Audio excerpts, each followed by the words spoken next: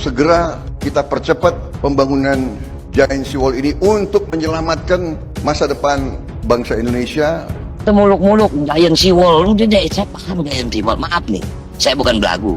Waktu saya jadi gubernur Banten, saya pernah menjadi ketua tim koordinasi Jabodetabek Punjur. Tahu saya. Ada Giant Seawall tuh yang ngatasin banjir di utara. Giant Seawall itu bentuknya kawasan, ya, bukan bendungan. Jadi ada perumahan, ada sekolah, ada masjid ibadah, dan nanti di ujungnya bisa ada energi berbentuk angin ya, seperti di Swedia.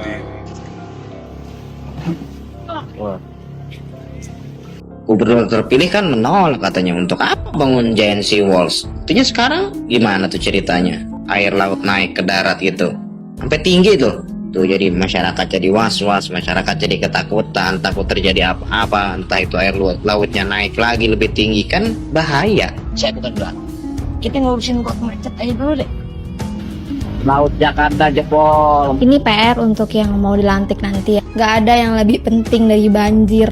Makin tahun air itu makin naik, tanahnya makin turun. Gimana caranya nih nyelesain ini? Kemarin ada yang usul, ya kita buat aja Giant Seawall. Pada nggak setuju, ada yang bilang ngapain buat Giant Seawall. Nanti nunggu Jakarta tenggelam dulu baru mau diurus. Tuh Bang Rano, Jakarta Utara banjir rob. Sekarang warga Jakarta Utara kebanjiran, takutnya tenggelam.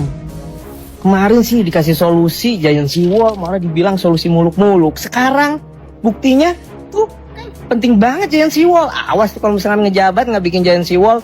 Heran, kasih calon gubernur Demokrat malah milih yang jago drama.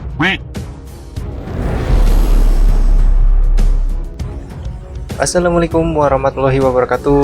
Oke, kembali lagi bersama saya di channel Gosip Politik. Di kesempatan kali ini saya ada video yang sangat menarik sekali ya untuk kita simak bersama, di mana Wakil Gubernur DKI Jakarta yakni Bang Dul atau Rano Karno dirujak habis-habisan oleh warga DKI ya karena menolak pembangunan Giant Seawall. Mereka semua kecewa karena banjirop terus-terusan terjadi di DKI Jakarta ya. Seperti apa videonya? Mari kita simak bersama.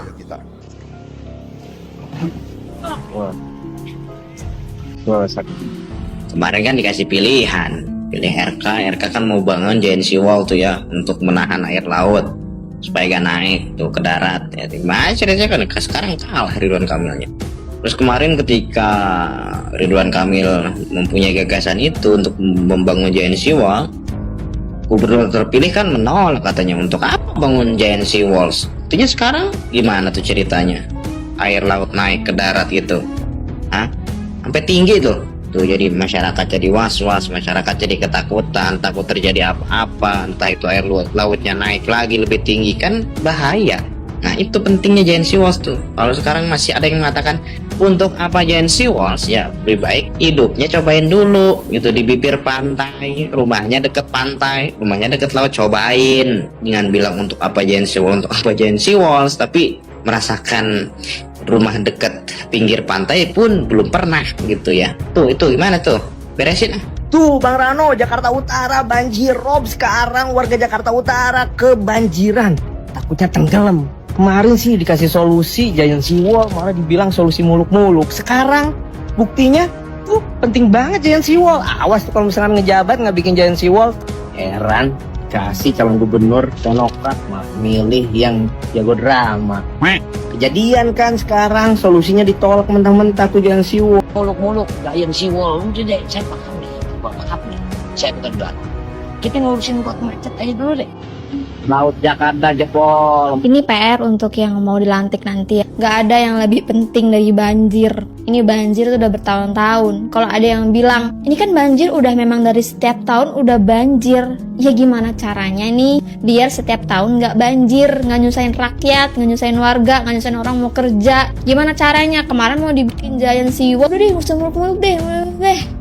Ini aja Jakarta Utara yang deket sama laut aja makin tahun makin tinggi, sedangkan daratannya ini tanahnya makin tahun tuh makin rendah, makin turun. Lama-lama kalau nggak cepet diurus ini tenggelam nih Jakarta Utara. Jakarta apalagi udah lama-lama abis.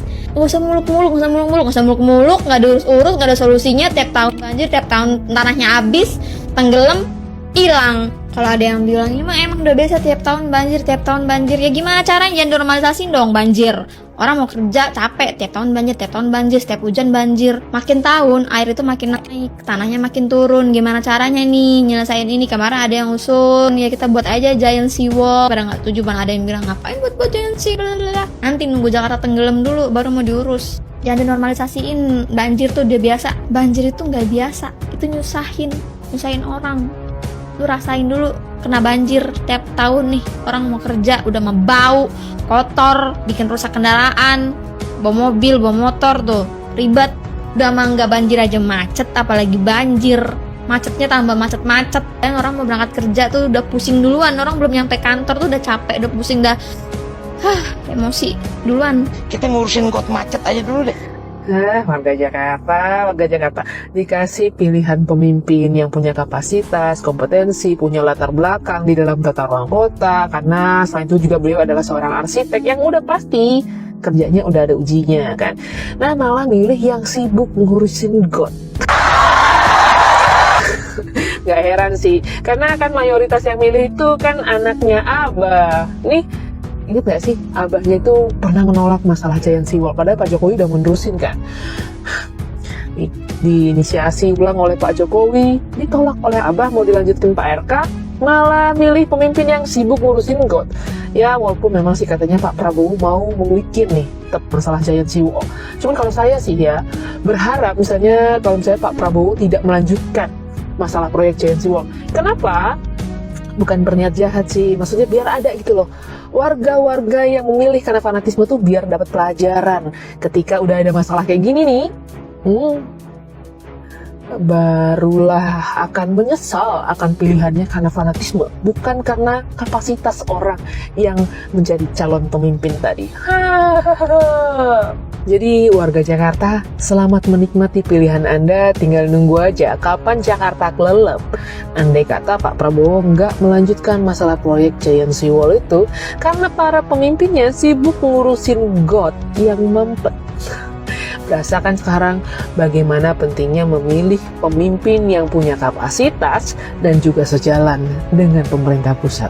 Saya merasa mendesak kita harus kumpulkan the best brains of our country. Otak-otak terbaik bangsa Indonesia kita harus kumpul bersatu. Segera kita percepat pembangunan giant seawall ini untuk menyelamatkan masa depan bangsa Indonesia, terutama 50 juta rakyat kita yang hidup di pantai utara Jawa, aset-aset ekonomi yang begitu besar, sehingga pertumbuhan ekonomi berjalan, tapi segera kita atasi tantangan dan terutama kualitas hidup rakyat kita.